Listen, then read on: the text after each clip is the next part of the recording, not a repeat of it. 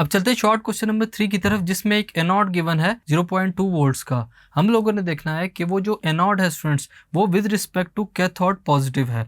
हम लोगों ने ये बताना है कि क्या ये कंडीशन फॉरवर्ड बाइस्ड की है या नहीं। आइए देखते हैं।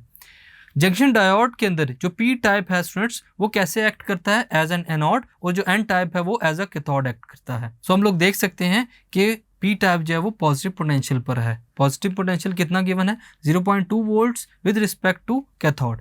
सो it satisfies the condition of forward bias. तो इस कंडीशन से पता चलता है आपके पास जो टर्मिनल है स्टूडेंट्स, वो फॉरवर्ड बायस कंडीशन में लगा हुआ है। लेकिन अगर हम लोग केस की बात करें जिसमें जर्मेनियम या सिलिकॉन को यूज किया जाता है, तो उनके पोटेंशियल बैरियर 0.3 वोल्ट्स या 0.7 वोल्ट्स के अकॉर्डिंगली होते हैं। सो इतनी स्मॉल वैल्यू की वजह से क्या होता है, जो वोल्टेज है स्टूडेंट्स, वो फॉरवर्ड करंट को प्रोड्यूस नहीं कर सकता, जिसकी वजह से वो रिवर्स बायस या न्यूट्रल हो सकता है। सो स्टूडेंट्स, इस क्वेश्चन में हम लोगों ने देखा अकॉर्डिंग टू द कंडीशन आपका जो सर्किट है स्टूडेंट्स, वो क्या है? Forward biased. Thank you.